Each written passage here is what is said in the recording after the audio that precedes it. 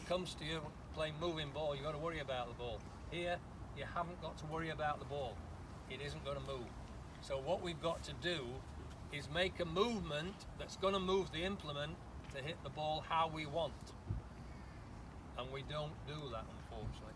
We all pick a club up and say, well, the grip's here, and then I've got to hit that ball. How many times have you had a lesson and they say, stop hitting at it? Stop hitting at it.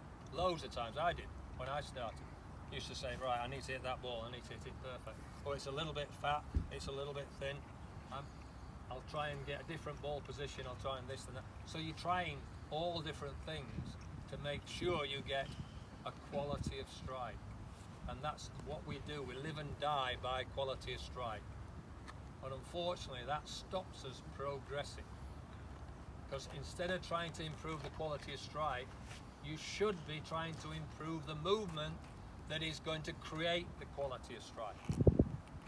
So you think about the golf swing correctly, and I've said to you many, many times, the golf swing is a little bit like a car.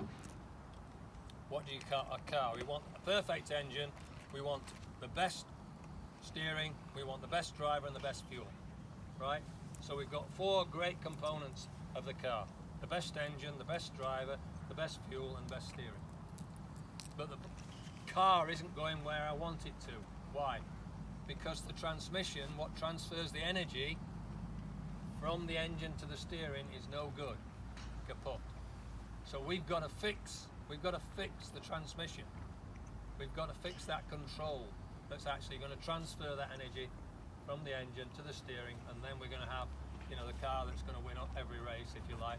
Engine's never going to break down, steering's perfect, driver's perfect, fuel's perfect, transmission's perfect, off we go, we should win every race.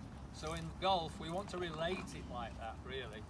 We want to say, right, how do we relate that to the car? The body action is the engine, the arm, hand and club movement are the steering, your brain is the fuel and the driver.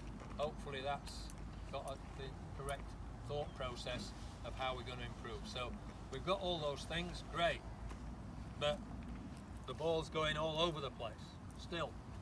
Right, I've got the body movement, yeah, I've got the arm, hand and club movement, yeah, I'm thinking right, I'm feeling right, the brain, but it's not going. Purely and simply because you haven't got the part that transfers the energy correctly, or the linkage, or the control element. And as we've always said, the control element in the golf swing are the shoulder movement, right? And I'm still harping on about getting the shoulder movement correct, the muscle structure in the shoulder movement correct, to get the implement moving correctly without trying to hit at it like as though it's a moving ball game. So I know everybody here can actually move their shoulders correctly, but they don't do it. Purely and simply because we stand here and we say, right, I've got to turn the shoulders and turn the shoulders back. That's what we were all taught. I've got to turn the shoulders and turn the shoulders back. Correct in a certain respect, but not really correct if you want the movement to get consistent. Why? Because I really don't know sometimes how much I'm turning the shoulder. Sometimes I'm turning it a foot, 2 foot, 3 foot. I don't know. Where's the consistency in the movement? I really don't know. And it's got to be your consistency, not mine. So it's got to be individual. We've got to get that individual. So we've got to get the muscle structure right. The muscles move the mass. A bit like a boxer. A boxer can't move the mass without moving the muscles. We want a boxer to box with muscle moving the mass. Okay? We want the muscles to understand what they've got to do. If you want a big bicep, what do? Bicep curls. So we can actually make the muscles do what we want to do to actually get the implement moving correctly to deliver the blow without us trying to hit at it.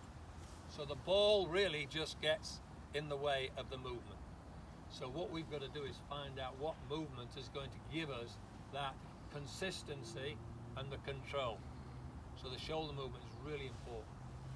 And when I ask players to understand the difference between muscle and mass, we really struggle, because I ask a lot of players, I say, right, get your shoulder loaded for the golf swing. Right arm up, shoulders loaded, shoulders loaded, and I say, right, now move the muscle to move the arm. What do they all do? They turn, and that's not moving the muscle. So I'm saying, no, the bone stays, the muscle moves, So really, if I get the control in the muscle, both left and right, correctly, then I'm going to get the movement correct with my arms, which will have hold of the implement that I'm going to hit the ball with, right? So muscle structure is so important. And of course, then what we're saying is it's to your own muscle. You know, if you're muscle bound like my son, they won't be able to get it past there. But you lads could be able to, you know, get it a little bit higher and actually what we call load the muscles correctly. Load the muscles correctly. So we want the body action to be perfect, and that's what we're going to do today. Show you the body action. We show you how to load the muscles. We show you how to move the implement, and then what we're going to do, what I'm going to do, I'm going to hit shots, and then I'm going to try and grab somebody out here as a guinea pig and say, right, let's show you the difference in between moving the implement or just trying to hit at the ball. Right? So first of all, it's right, how do we load the shoulders? How do you get the shoulders loaded? And it is as simple as saying, right, from here, your shoulder goes at right angle, and that's your shoulder muscle loaded, up at right angles, here. Then we leave the bone alone and we move the muscle. So if this is the club face up there and I move the muscle, what do I have to do with the club face to square it up? Nothing. But if you're up here and you turn, now unfortunately I've got to get the club down, so then I'm trying to manipulate all the way through. So then I'm playing a moving ball game with a stationary ball, which isn't really going to work. So we've got to be able to, and that's why I say to the players eventually, if we can get all the muscles working properly, we should be able to hit this ball blindfolded with a fader up, because it's muscle movement that is actually going to move the implement in the direction that we want to move it. So we're now doing what they call slightly accelerated learning with the kids in Dubai as an experiment, because the kids in Dubai really, you can't keep them occupied that long. They don't want. But if we give them movement, they tend to stay occupied and they get better at it. And it's a little bit like we're trying to teach movement like martial arts. They want to get better at it. You want to get better at it all the time. So that's what, you know, you lot could actually improve massively if you understood the muscle structure, the movement that we need to make to actually get the implement working more consistently and more efficiently. So first of all, hope this rain stays up. First of all, what we do with the kids in Dubai is we're getting them to understand how the engine works, how the body works in the golf swing. Very simply, the body works like a spring. So if you have hold of a big spring, should have a big spring here, shouldn't I?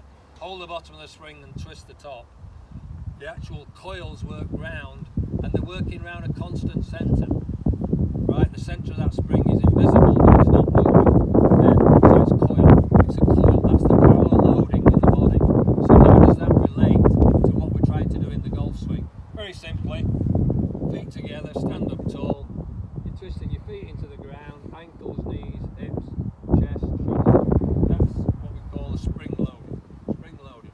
And the kids really can do it quite easily, but it's sprung loaded. Right? So when you spring load it, you virtually can let the spring unload. If we just turn without loading the muscles and just turn, I haven't loaded anything, then I've got to make an awful lot of movement to try and create the power back on the downswing. So we're trying to create the power loading on the backswing so that we can unload it very simply on the downswing. Now, a few of you will probably have seen my video which talks about the spiral staircase, which is what we're talking about here, the spiral. We're trying to be like the spring, spiraling around our body and turning the shoulders. Really. And if we wanted to turn more, like, you know, hit the ball further, what we'd have to do is get a bigger spring, a bit like Rory. He spring loads it even more. And then, of course, what people don't realise about Rory, what Rory does, and people say, well, he's only 5'9", he's only about that big, 5'9", a little bit smaller than me, and probably 11 stone maximum. But he hits the ball as far as anybody, if not further on the tour. Right, how does he do it? Very simply, he has what we call double loading in the spring. Hold the bottom of the spring, twist the top. Just before he's finished twisting the top, what does he do? he twists the bottom in the opposite direction. So he's double loaded the spring. So he's got twice as much power as most people. And he's had that since he was a kid, because I taught Rory as a 13, 14-year-old. I was Irish coach. And he was hitting the ball at 14 as far as the men. He was in the men's team then. He was hitting it as far as that.